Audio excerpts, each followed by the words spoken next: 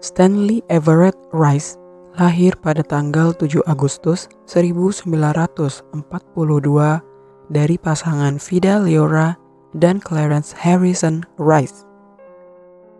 Stanley dibesarkan di keluarga yang penuh dengan kekacauan dan kekerasan di Concord, Massachusetts. Ia hanya memiliki seorang saudara perempuan yang dekat dengannya. Dia digambarkan oleh banyak orang sebagai orang yang pendiam, sopan, pemalu, dan mudah gugup, serta memiliki penyakit gagap sejak kecil. Sebenarnya, ketika dalam situasi normal, ia tidak gagap. Itu terjadi hanya ketika dia gugup atau ketika adrenalinnya mengalir deras.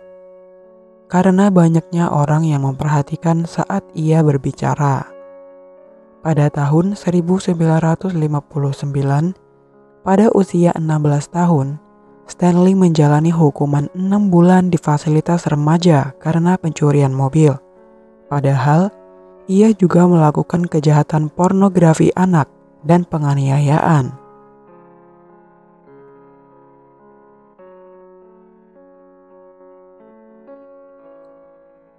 Stanley memiliki ketertarikan pada anak di bawah umur, dan karena ia sering mendapat perlakuan yang kasar dan tidak baik dari orang tuanya, sehingga pada tahun 1961, saat berusia 19 tahun, ia mulai melakukan pelecehan seksual dengan mencabuli anak laki-laki. Ia sangat menikmati kegiatannya itu, sehingga ia berniat mencari target berikutnya untuk dijadikan pelampiasan seksualnya. Bahkan, ia selalu menuliskan setiap kejahatan yang dilakukannya dalam sebuah buku harian. Pada tahun 1962, Stanley pindah bersama orang tuanya ke Ontario, Kanada. Di sana, tindak kejahatannya meningkat dari memproduksi pornografi anak dan penganiayaan menjadi pembunuhan. Pada sore hari, tanggal 12 Juli 1963, Stanley bertemu Keith Henry yang berusia 9 tahun, sedang memancing di sepanjang tepi sungai Grand dekat Kitchener, Ontario. Dia kemudian menikam bocah itu sampai mati dan menguburkannya di daerah yang ditumbuhi rumput di sepanjang tepi sungai. Setelah itu, Stanley menulis dalam buku hariannya, "Aku memakai pisau untuk memburu Keith. Wow, itu seksi. Darahnya ada di mana-mana." Keith Henry dilaporkan hilang ketika dia tidak kembali ke rumah malam itu. Setelah pengakuan Stanley pada tahun 1968, pihak berwenang dari Kitchener dan Waterloo mencari daerah itu dengan bulldozer, tetapi tidak dapat menemukan tubuh Henry. Jenazahnya masih hilang. Stanley adalah salah satu dari banyak tersangka yang dicari oleh polisi Ontario pada saat itu. Pada tahun 1998, Stanley diwawancarai oleh Anthony Reinhardt, seorang reporter untuk The Waterloo Region Record, Ontario, Kanada, untuk seri 4 bagian yang bertepatan dengan hilangnya Henry. Itu adalah kasus anak hilang terbesar dalam sejarah Kitchener-Waterloo, dan tanpa sepengetahuan siapapun, itu adalah satu-satunya pembunuhan lokal yang melibatkan pembunuh berantai, tulis Reinhardt dalam sebuah posting tahun 2015. Ketika saya memintanya untuk menggambarkan urutan kejadian saat dia membunuh Keith Henry pada bulan Juli 1963, jawabannya semakin menyusut menjadi semakin sedikit kata-kata dan semakin dekat dengan kebenaran bila sebenarnya dia mengambil nyawa anak laki-laki itu. Selama waktu ini, Stanley terdiam sejenak bersamaan air mata terbentuk di matanya dan menetes ke pipinya. Kemudian, saat pertanyaan beralih ke apa yang terjadi setelahnya, Jawabannya melebar lagi dan menjadi lebih panjang. Stanley menunjukkan bila dia dapat mengendalikan emosinya dengan baik setelah membunuh Kate Henry dan menguburkannya di samping Grand River. Dia berkata, jika dia merasa sangat menyesal dengan apa yang telah dia lakukan selama beberapa jam pertama setelah pembunuhan itu. Tetapi setelah menguburnya, dia pulang ke kamar tidurnya di ruang bawah tanah rumah orang tuanya dan penyesalannya lenyap begitu saja. Rasanya seperti sekring yang terbakar habis. Dan dia tidak lagi merasa bersalah, kata Reinhardt. Selama jarak 35 bulan antara pembunuhan Kate Henry dan korban pembunuhan kedua yang dikonfirmasi, Stanley sudah 2 kali dipenjara. Dia menjalani hukuman di penjara Ontario karena perampokan dan 6 bulan di penjara Massachusetts karena mengoperasikan kendaraan bermotor yang tidak diasuransikan. Namun, tanggal penahanannya tidak jelas.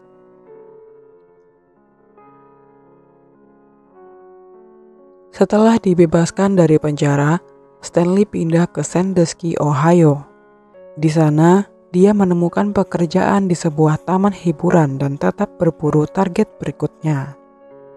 Pada tanggal 10 Juni 1966, ketika sedang mencari korban di sepanjang tepi sungai Blanchard dekat Findlay, Ohio, Stanley bertemu dengan Tim Trask yang berusia 8 tahun yang sedang memancing sendirian pada hari pertama liburan musim panasnya.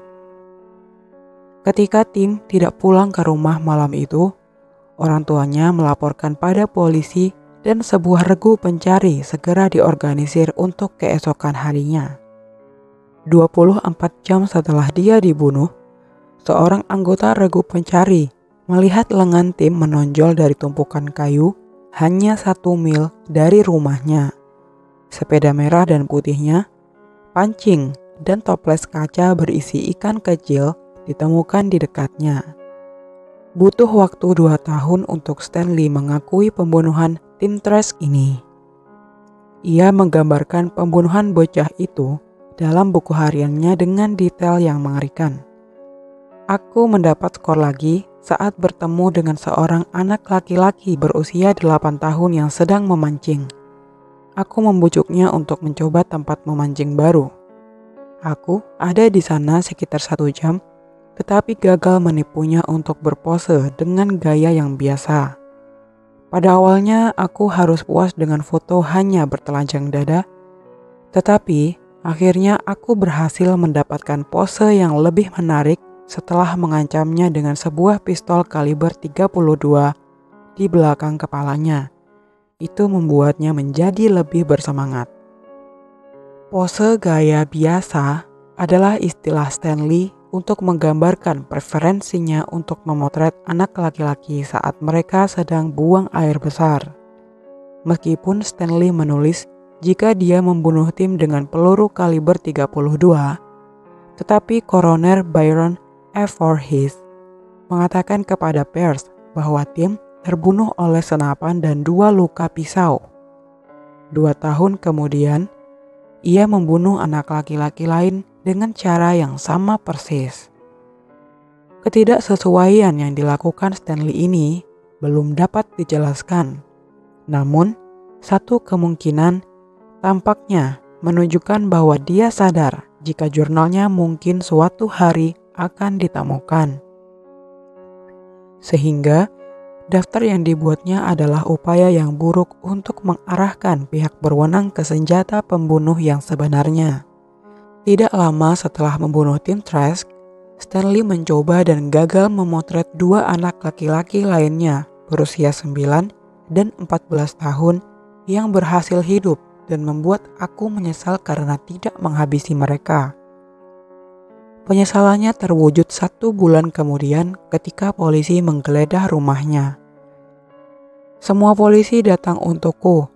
Mereka menggeledah kamar untuk mencari foto-foto bukti, tetapi gagal menemukan clipping berita dan foto-foto pribadi dari kejadian tanggal 10 Juni, di mana Tim Trask kubunuh.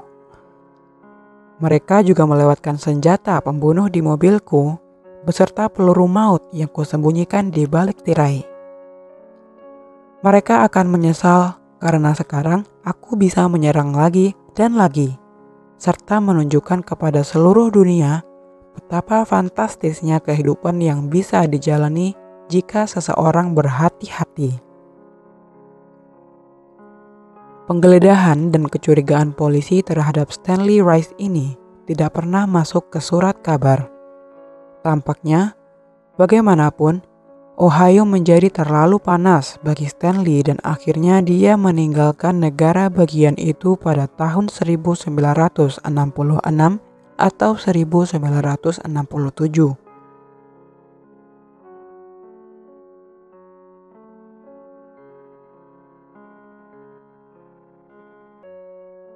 Pada bulan Januari 1968, Stanley ditangkap di kota asalnya Concordia, Massachusetts, di mana dia melanjutkan upayanya untuk memaksa anak laki-laki berpose untuk foto.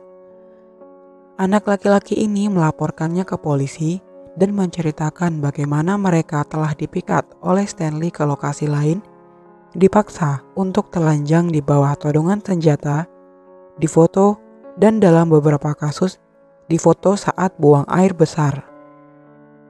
Pihak berwenang di sana sangat terganggu oleh berbagai tuduhan ini, sehingga diputuskan jika sebelum proses hukum pidana dapat dimulai, Stanley harus dibawa ke Rumah Sakit Jiwa Negara Bagian Metropolitan di Waltham selama 35 hari pengamatan mental atas tuduhan moral.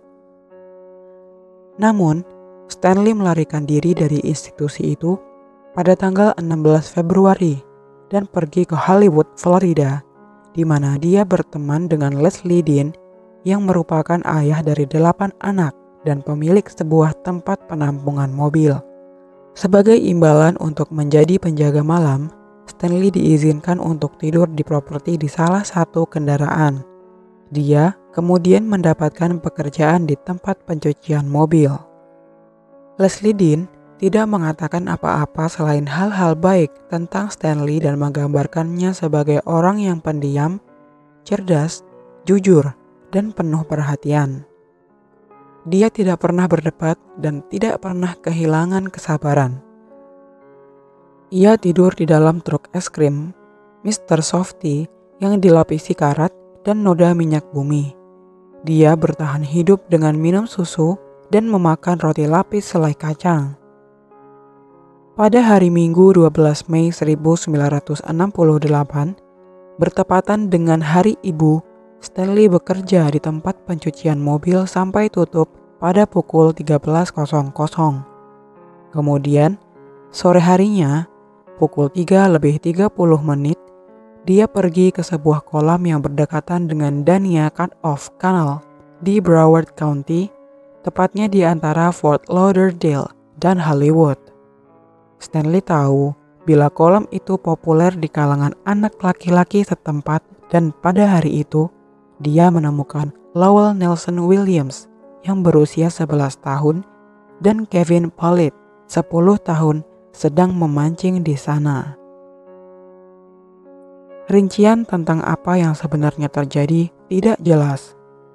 Tetapi, Stanley mengajak kedua anak laki-laki itu berbasa-basi dengan ramah dan berusaha memancing mereka ke lokasi lain.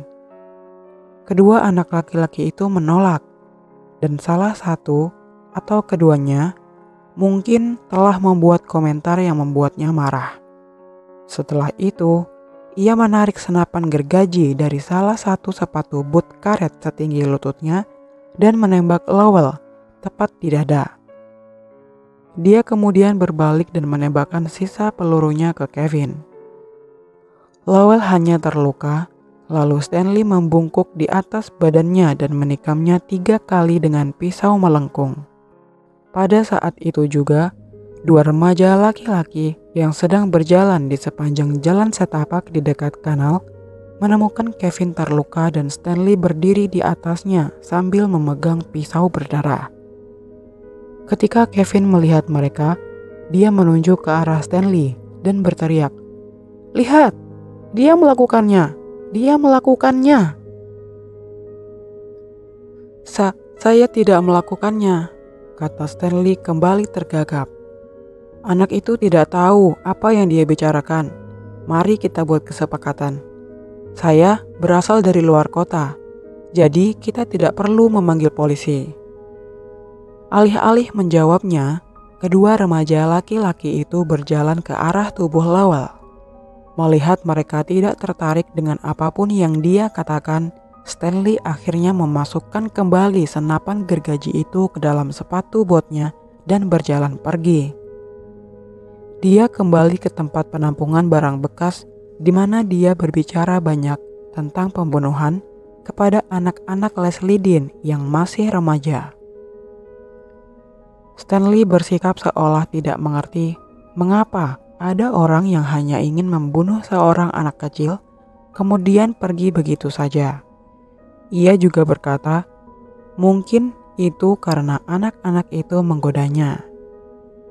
Sedangkan menurut para juri, digoda oleh anak-anak adalah titik lemah bagi Stanley Rice. Dia amat tidak menyukainya. Dia ditangkap pada tanggal 25 Mei setelah menepi karena berkendara melewati batas kecepatan oleh seorang deputi Broward County. Petugas lain yang membantu deputi memperhatikan kegagapan Stanley dan mengingat sketsa dan deskripsi pembunuhan yang terjadi pada hari Ibu. Setelah Stanley berhasil ditangkap, mereka menemukan senapan gergaji dan kamera di mobilnya. Foto Stanley adalah salah satu dari 30 foto yang ditunjukkan kepada Keith Henry yang mengkonfirmasi identitasnya. Ketika saksi lain ditunjukkan foto yang sama, mereka juga membenarkan bila Stanley adalah orang yang terlihat di kolam. Kemudian, pada hari itu, ia mengaku menembak anak-anak itu dan berkata telah membunuh 4 orang lagi di Ohio dan Ontario, termasuk Keith Henry dan Tim Trask. Stanley juga memberitahu mereka tentang penyimpanan foto, senjata, dan bukti lainnya di dalam gudang tua di dekat Concord, Massachusetts. Di sana, polisi menemukan foto-foto porno yang digambarkan sebagai sejumlah besar foto anak laki-laki muda dalam berbagai posisi tanpa busana yang tampaknya dibujuk untuk berpose dengan berbagai senjata yang diarahkan ke tubuh mereka.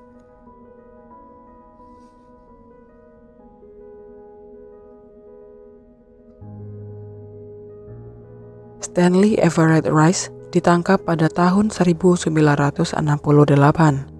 Dalam buku harian yang ditemukan polisi, pada tahun itu dia menulis berhasil mendapatkan tipe anak kecil untuk melakukan beberapa tindakan dengan harga yang murah tentunya.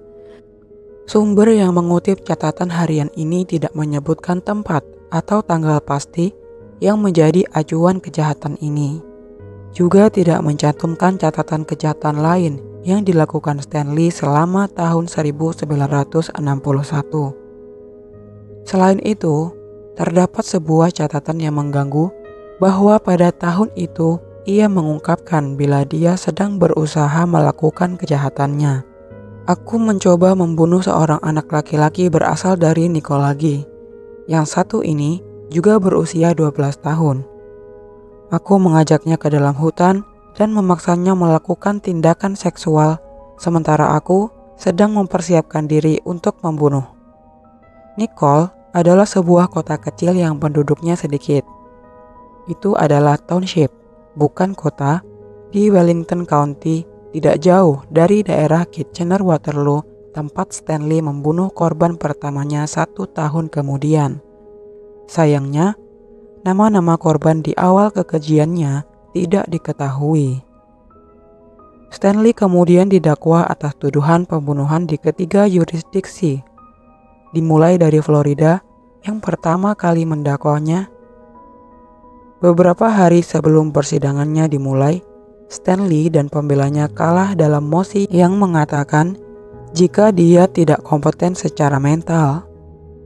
Pada awalnya, mosi mereka didukung oleh 2 laporan dari psikiater pembela bahwa Stanley menderita skizofrenia dan kondisinya hanya akan terus memburuk.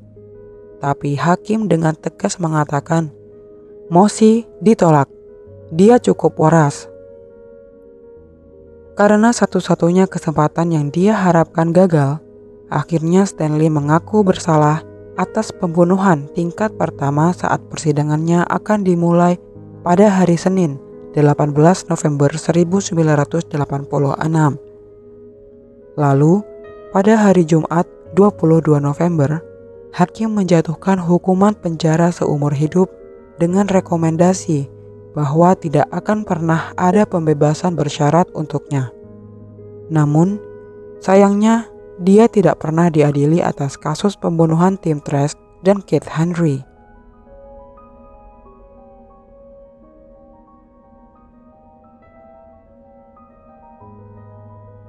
Pada 28 Mei 1968, hari ketiga setelah Stanley ditangkap, penulis Fort Lauderdale News, Patty Mummert, melaporkan bahwa Deputi Broward County berkata, tersangka juga mengklaim dia membunuh 4 kali sebelum dia ditangkap di sini, meninggalkan korban di Ohio dan Kanada. Deputi belum dapat mengkonfirmasi cerita-cerita ini. Stanley merasa sombong karena dari 4 korbannya, hanya 3 yang dapat ditemukan mayatnya.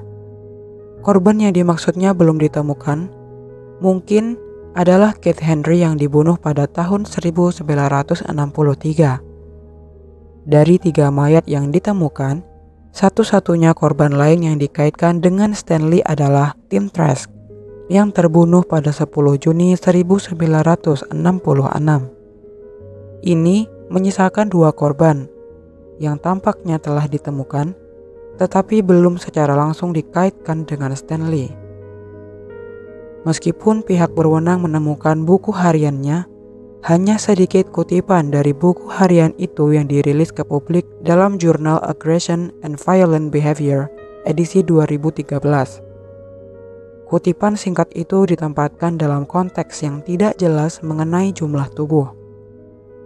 Namun, dalam daftar bulan Juni 1966 yang muncul sebelum pembunuhan Tim Trask, ia menulis, "Aku tidak bisa menahan diri dan memompa peluru ke punggung yang lebih baik dari keduanya. Peluru itu mengenainya dengan indah di daerah jantung dari belakang, tepat di sumsum tulang belakang. Anda semua bisa melihat lubang peluru yang seksi itu." Dalam artikelnya pada 28 Mei 1968, Mummert menulis jika korban bukanlah anak laki-laki, sehingga lebih sulit untuk mencocokkan Stanley dengan pembunuhan yang belum terpecahkan di Ohio dan Ontario. Pada tahun 1966, Tim adalah satu-satunya kasus pembunuhan yang belum terpecahkan di Ohio dengan korban yang cocok dengan modus operandi Stanley. Namun, sebagian besar kasus pembunuhan yang belum terpecahkan di Ohio pada tahun itu adalah perempuan, sehingga kepastian mengenai berapa jumlah korban yang dibunuhnya tidak jelas. Modus operandi Stanley adalah mengintai area tempat renang dan area untuk memancing, yaitu sekitar tepi sungai, kanal, kolam, dan danau. Di sana, dia akan mencari anak laki-laki muda, mengajak mereka bercakap-cakap untuk memunculkan kepercayaan, kemudian mengisolasi mereka dan menggunakan senjata api untuk memaksa mereka telanjang, berpose untuk foto, serta melakukan tindakan seksual. Stanley selalu menyembunyikan senjata apinya dan selalu membawa kamera untuk mendokumentasikan fantasinya yang tidak normal. Mummert meliput kasus ini dari hari dimulainya hingga hari Rice dikirim ke penjara. Dalam laporannya, Sheriff Broward County bersifat antagonis, tidak kooperatif, dan tidak mau memberinya informasi lebih dari yang seharusnya sesuai dengan interpretasi hukum pada saat itu. Selain itu, artikel-artikelnya mengungkapkan bahwa Departemen Sheriff Broward County tidak memiliki kepentingan dalam kejahatan Stanley, selain pembunuhan Lowell Nelson Williams pada 12 Mei dan percobaan pembunuhan Kevin Pollitt. Stanley diinterogasi dan dibebaskan sehubungan dengan pembunuhan warga Kanada Scott Leishman, 16 tahun, dan Frank Johnson, 9 tahun, yang dibunuh pada awal 1968. Kasus-kasus itu tetap tidak terpecahkan hingga hari ini. Sampai buku hariannya dan berkas investigasinya dirilis ke publik, tetap masih belum jelas siapa korban keempat dan kelimanya jika memang ada. Stanley Everett Rice kemudian meninggal di penjara pada tanggal 3 November 2007 saat usianya menginjak 65 tahun.